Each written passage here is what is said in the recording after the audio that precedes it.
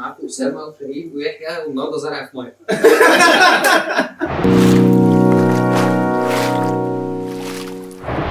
ازيكم عاملين ايه؟ النهارده حلقه مهمه جدا جدا ومفاجاه الصراحه. زي ما انتم عارفين من العنوان بتاع الحلقه، معايا شاهين ومعايا محمد يحيى، والنهارده هنعمل ثوره في الحوض المزروع اللي عندي اخيرا، اللي هيتحول ويبقى حوض مزروع بما يرضي الله. يا مسهل. فشاهين اهلا بيك، ويحيى عاملين ايه؟ انا مبسوط جدا ان انتم معايا النهارده والله وانا مبسوط جدا بيك. يعني شاهين، احنا عشان نعمل القعده دي احنا بنرتب لها تقريبا من الصيف. من الصيف بالظبط يعني. هنيجي بس طبعا يعني مشاغل الراجل ومشاغلي ودراسه الاستاذ، فيعني ربنا يعني يكون في عون الكل. بس الحمد لله جمعنا اخيرا يعني، ودي حاجه كويسه جدا. شاهين احكي لي بقى، احنا مخططاتك ليه النهارده؟ هنعمل ايه؟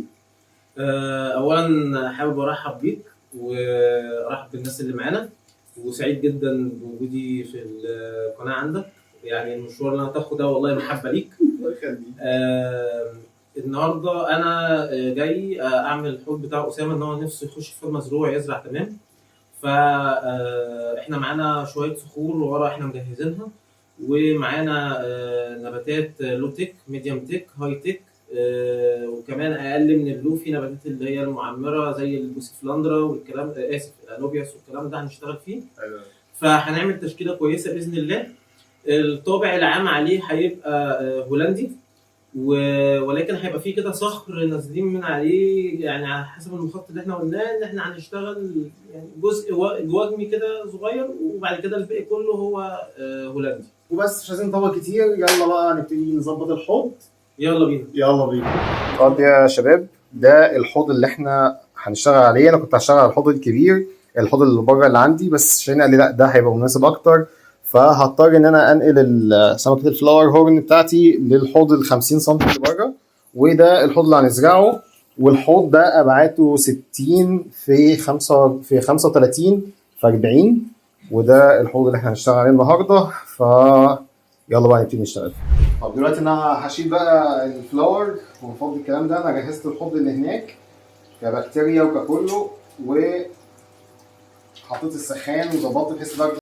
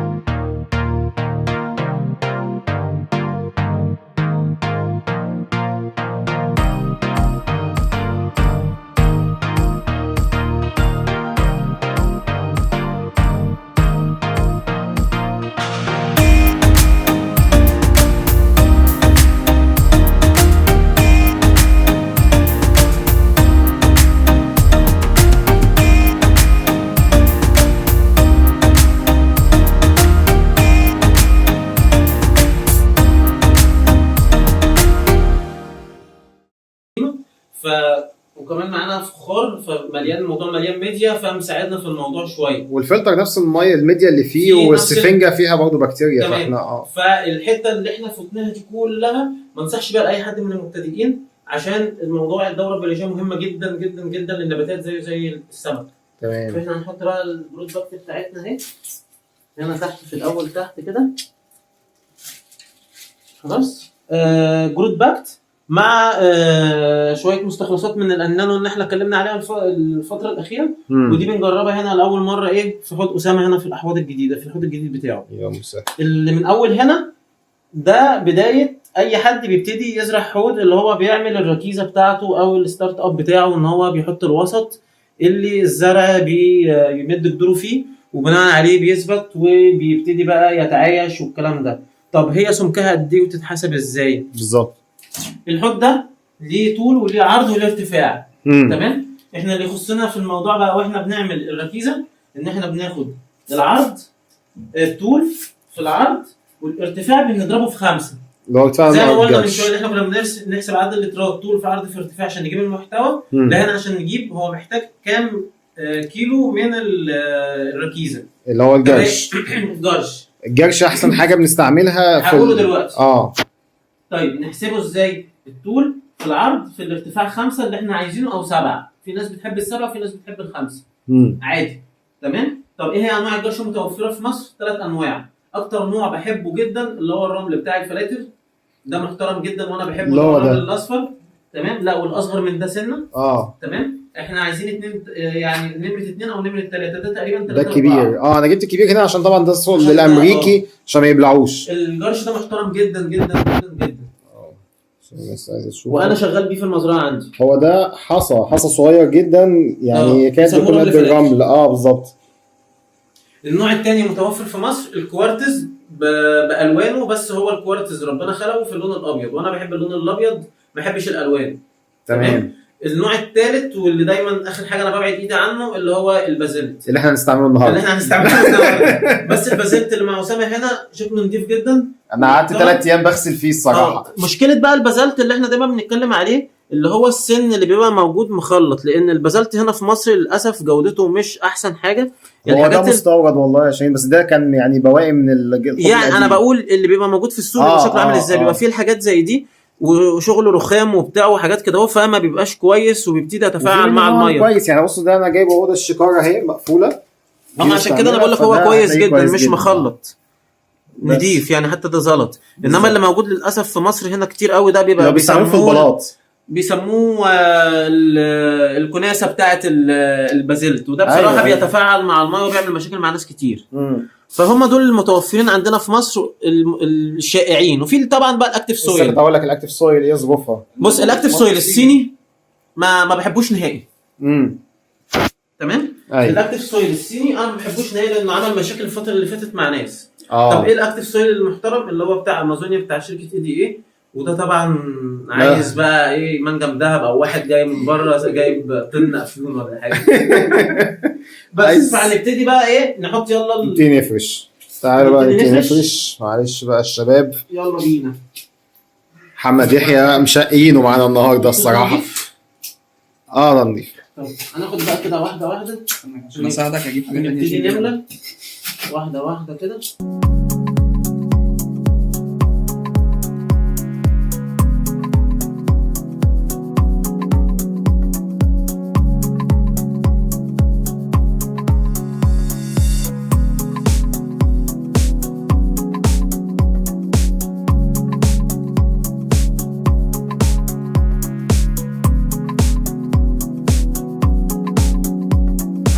بقى مرحله ان احنا بنثبت الخشب. بص احنا هنجيب ورق مناديل او ده القطن بتاع الفيب وبنحطه نحشره في الاماكن بالراحه اللي هي ملحميه او فيها لحمات بينها وبين الخشب او ما بينها وما بين الصخور، ونيجم ايه رامين جلو او اللي هو الامير يعني. تمام. انا حاطين كده. هات تاني كده محمد. دي مثلا حته ملحميه، في حته تاني هنا ملحميه اهي، هناخدها هنا كده اهو، اللي هي المناطق اللي هي فيها تلامس. تقابل تلامس. طيب دلوقتي شاهين احكي لي بقى كده، انت بتعمل ايه؟ الانوبياس اللي عندي كان بص، هو كان الانوبياس عليها طحالب طحالب سودا وشويه طحالب زي دي كده اهو. فهي تعبانه، فاحنا لسه هنبتدي الحوض، فعشان نبتدي تمام. فالطحالب دي علاجها ان احنا مثلا حاجات زي دي ميته عشان ما تبقاش لود على الزرعه، ان احنا مثلا هنقطفها كده تمام. أوكي. عشان خاطر دي ما تبقاش لود. دي طبعا قاعده في اي نباتات سواء فوق او بره او اي حاجه. ونطلعها كده زي دي كده اهو. خلاص دي ميته او اتقرقضت، بس احنا ايه هنطهر عشان اللي جاي. اوكي تمام. وهنجيب 2 لتر ميه او لتر ميه، وبنحط غطا كلور من ده، كلور عادي سايب. بنحط غطا لكل لتر. غطا لكل لتر. وبنسيبه بالظبط، بياخد بالظبط مع الحاجات زي دي ربع ساعة على ساعتك، وما تطولش عن ربع ساعة عشان الزرع ما يتحللش ويموت. ولو الكلام ده ممكن ساعات ممكن نعمله مع الموس مع الطحالب السودا، بياخد برضو تقريبا من ربع ساعة 15 دقيقة بالظبط ل10 دقايق على حسب الكمية. والطحالب الشعر بياخد أزيد من ربع ساعة شوية. ده مع الايه، ده التطهير بتاع الطحالب السوداء. اي نوع طحالب. انا حتى اديتك ايه ديتيلز بالتوقيتات. طب ايه الفرق ما بين ده وما بين ميه الاكسجين؟ ميه الاكسجين ده اللي هو الهيدروكسيد، اسمه محمد هيدروكسيد.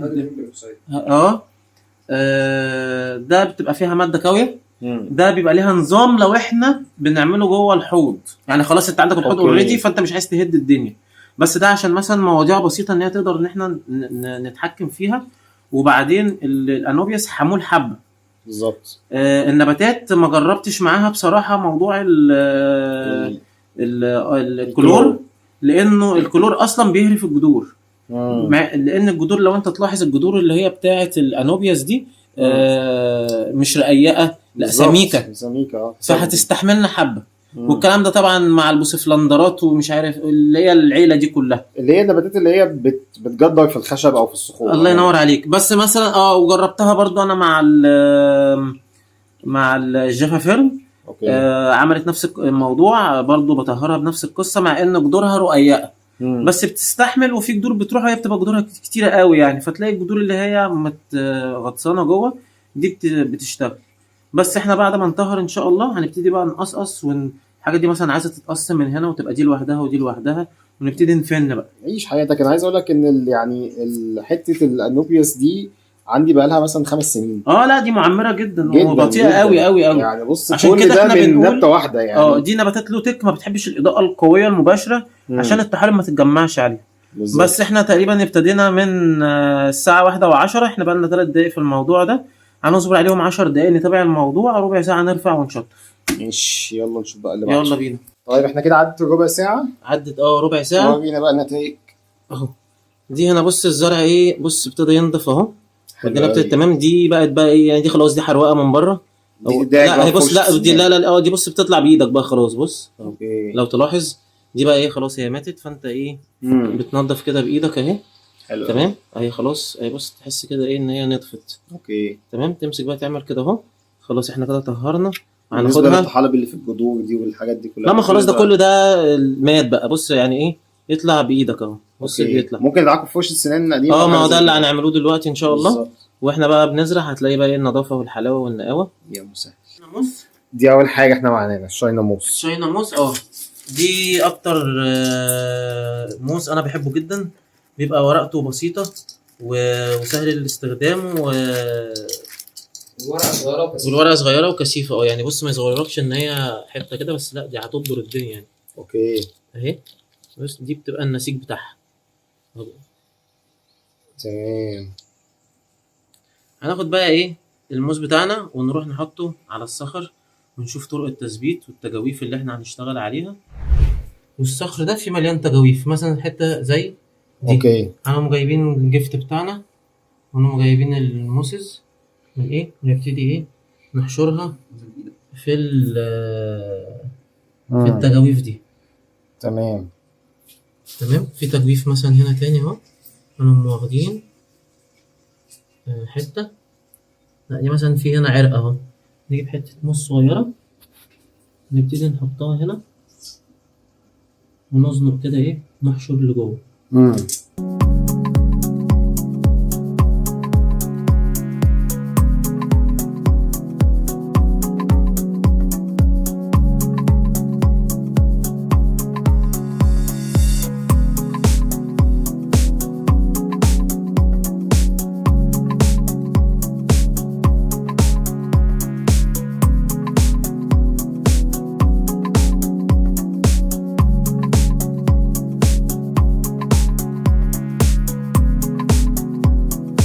معانا حته موس تانية اهي.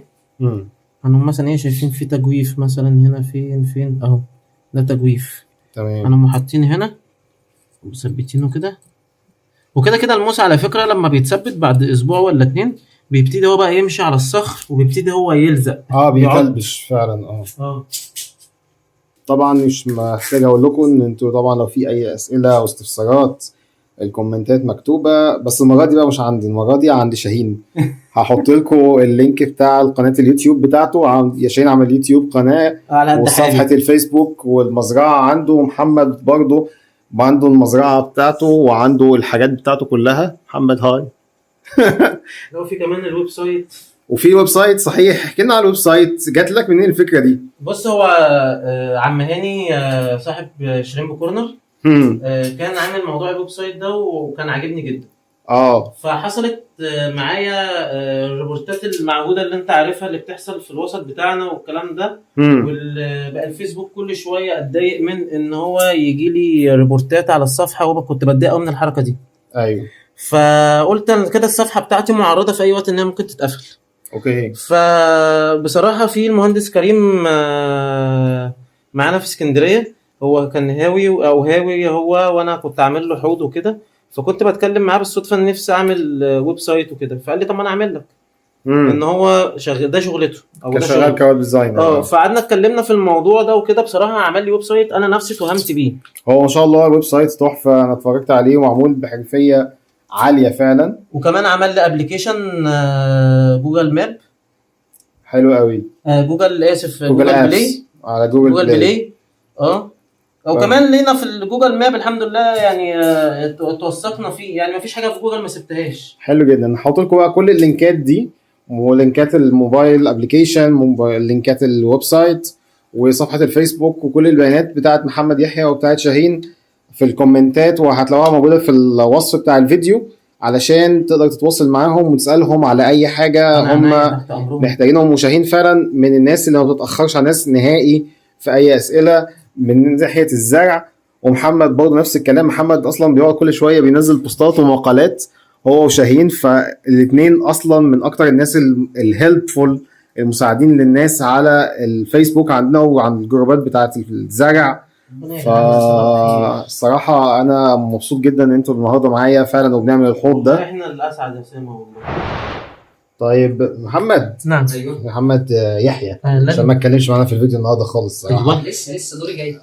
قول لنا يا محمد، الزرع هل ممكن الاقي مثلا زرع ما بيحتاجش حاجات كتيره، مثلا بقى اضاءه، ثاني اكسيد كربون؟ يعني ما عنديش الحاجات دي يعني اكيد. فهل ممكن في زرع كده؟ تنزل عند اي تاجر هتقول له عايز واحده من دي. تمام. جميله.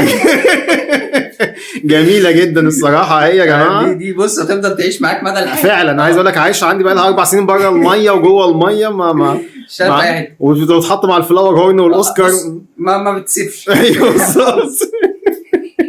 لكن ما فيش حاجه كده اصلا ان هو الزرع يعيش من غير طبعا كل حاجه انت بتربيها بيبقى ليها متطلبات. لازم قبل ما تربي اي حاجه تقرا عنها او تبقى عارف انت هتربي ايه عشان ما فيش حاجه تموت منها. بالظبط. برضه اخيرا دي روح. صح طبعا. هو الزرع او اي حاجه هو عمل لي ابيض كده. ما هو ده الامير بقى وبينشف، بس دي زادت مني. اوكي شفت بقى، ده اللي كنت بقول عليه. هي بقى ده اللي بنتكلم فيه يا جماعه. بصوا خدوا بالكم وانتوا بتحطوا عشان يعني الازازه ما كانت مع الشماني ان انا بدوس جامد انا بص ايديا بقت عامله ازاي. الايد الشقيانه. شفت انت الفيديو بتاع الايد الايد الساجده احسن من الايد. لا قال لك الايد الساندة احسن من الايد الساجده. رواق سعد الصغير. والله ده احنا بنشوف حاجات. لا السوشيال ميديا الصراحه كل من هب ودب بيحكي في اي حاجه يا باشا. البانجو مبهدل الحياه. لا يا باولو برضه بتتلزق؟ انا آه. كنت بحشرها. ما هي تنفع كده وتنفع كده تمام. ماشي، بس مثلا في حاجات زي هنا تبقى حتت ايه ما فيهاش تجويف، مثلا ينفع زي ينفع تتلزق عليها حتت زي دي ماشي. كده. ده تمام. مش تجويف، هي بس مبينه ان في تجويف في الكاميرا بس. هنحط الانوبياس دايما بنحب نبعدها ايه في حتت بعيده عشان ايه ما عشان الإضاءة. عشان ما تحبش الاضاءه ما بحبش المباشره. الاضاءه المباشره القويه. وارشح ان احنا نحط هنا برضو في التجويف ده محمد هنا. دلوقتي شاهين فرشه الزرع. ايوه دي لوبيليا كارديناليس اوكي. لابتا لوتك، وانا انا بسميها اللوبيليا يعني انوبياس الغلابه، هي شبه ورقه الانوبياس شويه. اوكي. وهي دي ورقتها، انا مسميها انوبياس الغلابه، اول واحد يطلق عليها هذا الاسم هي اصلا شكلها حلو، اجربها كده من شبه بص فين شبه الانوبياس جامد. الانوبياس. بس لا دي ورقتها كمان حلوه وفيها الوان، يعني انا شايف في حاجات انتاج فيها مزارع فاتح وغامق. انتاج ما شاء مزارع. الله. بصوا بقى، دي الميزه اللي بنتكلم فيها، ان هو مش فكره ان هو انا عندي زرع او انا ببيع زرع وخلاص. أيوة دي حتة الميزه كمان عند أهي. شاهين صراحه الكواليتي بتاع الزرع، يعني الزرع نظيف، صحته ممتازه، جاي من الحمد لله. الأحواض. انا عامل شعار وعندي لوجو نو الجا نو سنيل. الحمد لله. لا ما شاء دي الله. نعمه فضل فعلاً. من ربنا. دي اسمها بوجستيمون كوريديفوس. تمام. دي نبته مقدمه، اسف نبته خلفيه تتحط في الخلفيه. دي الحاجات اللي بتطول. ان هي بتبقى خلفيه طويلة. اي حاجه طويله بتحط ورا. كل ده كوريديفوس. ما شاء الله. تمام. ما شاء الله. دي هيدروكتيل تريبتيتا، بس لسه هتوظف ايه ده في اسمها الصبغة. ايه؟ تريبل تيتا. ليه بقى تريبل لا تيتا؟ فكرتك بتتريق، بتقول لي تربت التيتا، قلت لا. لي زي انتوا جايين تشتغلوني انت طب ومحمد خد بقى النهاردة؟ ده حصري بقى. ايوه دي ليه اتسمت تريبل تيتا؟ تريبل يعني 3. تمام. تيتا يعني باليوناني ورقه. تمام. يا فهنا سلام. دي ادي ورقه، ادي 2، ادي 3 ورقات. استنى كده نقرب الفوكس عليها. الورقه فيها 3 ورقات. ايوه. تريبل تيتا. تريبل تيتا. ودي اسمها هيجروفيليا لوجيا اوفاليس لوجيا. او لوجيا اورنج اهي. اه بلوكدورة اهي. زي الفل. كل ده بقى ايه؟ كل دي نباتات خلفيه. ده فدان الكروديفوس. احنا جايبين فدان كروديفوس. بس هنزرع بقى الكروديفوس دلوقتي وبعد كده نخش على بيت النباتات. قول لي بقى يا باشا ده ايه بقى؟ استنى بس عشان برافايبس. دي الحمرا دي اسمها لوجيا ميني سوبر ريد. اوكي. دي برضو تعتبر ميد جراوند او خلفيه. ماشي، لا بتحط في نص الحوض او في الاخر. تمام. دي ورقتها صغيره على عكس اللوجيا الكبيره. بس وبتبقى أصعب حمرا شوية من ورفيعه. اللوجيا الكبيرة. اصعب شويه من اللوجيا الكبيره بس.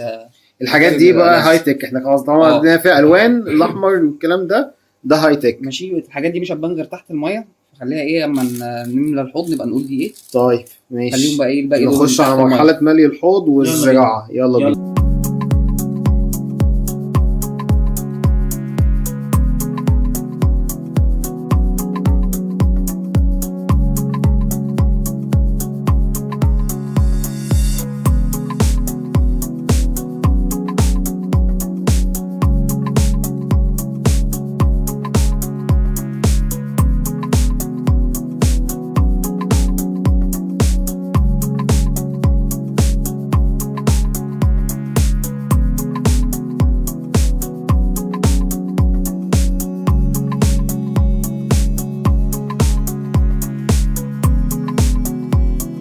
احنا مالينا دلوقتي ورا.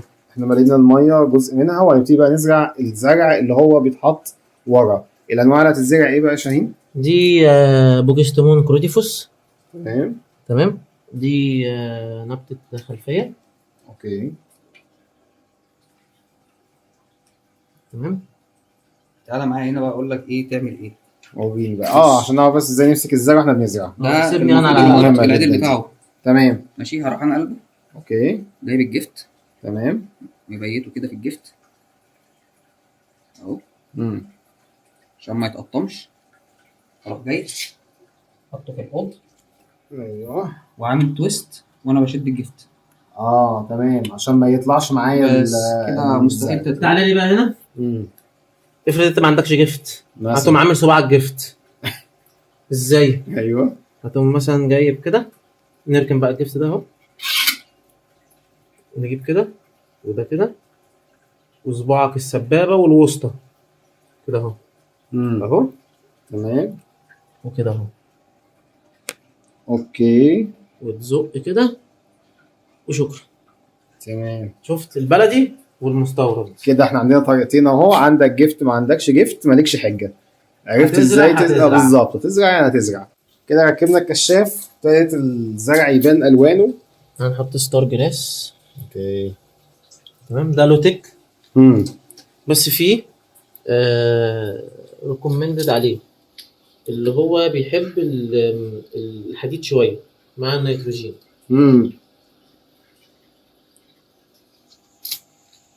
عندي كمية قواقع جميلة بنبتدي بيها الحوض اهو يا جماعة. سمعت ان هو قالوا لي ان هي مفيدة احيانا هو محمد اللي قال مش انا. محمد اللي بيقول ان هي مفيدة، ان هي بتقلب التربة. سنين مفيده. وفي ناس قالوا لي ان هي بتشتريها بفلوس، فاي حد عايز من الترمب السنين يكلمني يا جماعة، وببلاش مش بفلوس. يلا عرض العيد. عيد ايه ده؟ عيد الترمبت. بص برضو ايه، في معلومه كده في السريع. ايوه. في حاجات يفضل ان هي تتزرع كل عود لوحده زي البوستمون الكوادرفيديوس دي. ايوه. ودي يفضل تتزرع بانش. انت بتجمع مجموعه من العيدان كده لان العود بتاعها رفيع عشان تعرف تمسكها بالجفت. اوكي. بتجمع مجموعه كده اهو، تمسكهم مره واحده عشان الجفت ما يقطمش الساق بتاعتها. بالظبط.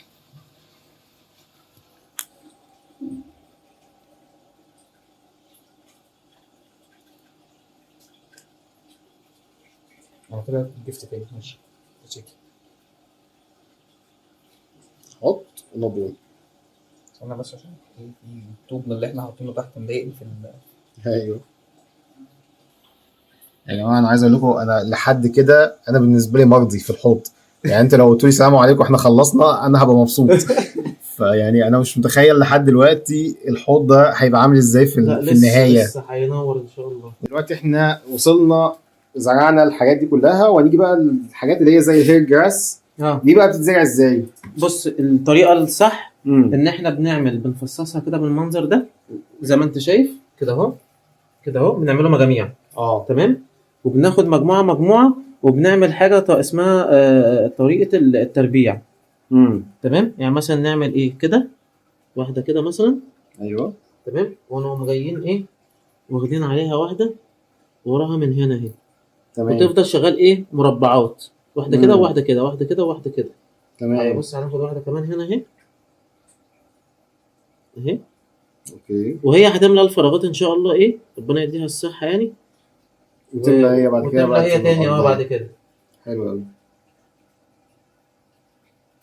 اهي وكده اهي. كده احنا عملنا ايه زي ما انت شايف مربعات عشان تملى الفراغات هي بقى تملى الفراغات اللي في النص. ويا سلام بقى لو عندك بقى ايه سفح جبل زي اللي احنا داخلين عليه ده كده. جبل المقطم ده نقوم ايه جايين ايه محنتفين كده تحتيه تعمل شغل. الهير جراس من الجراسات البطيئة. مش لوتك على مستوى الغاز. تحتاج غاز، تحتاج تسميد كويس جدا. نبتة مش سهلة وما انصحش بيها اي مبتدئ، لان المبتدئين كلهم بيخشوا يدوروا عليها لان هي بتبقى شبه النجيله، شبه الطبيعه بالظبط. بس ما يعرفش بقى اللي فيها ان هو داخل على ملحمه معجنيه وبتلم طحالب بطريقه بشعه لو انت ما حافظتش على حياه الحوض وصحه الحوض واستقراره. ولو مسكت فيها طحالب قول على نفسك شيلها اسهل يا رحمن، شيل الزرع اسهل. لا يعني ايه اهم حاجه الاستقرار في كل حاجه. ده كده شكل الحوض بعد ما رصينا كل الزرع اللي فيه.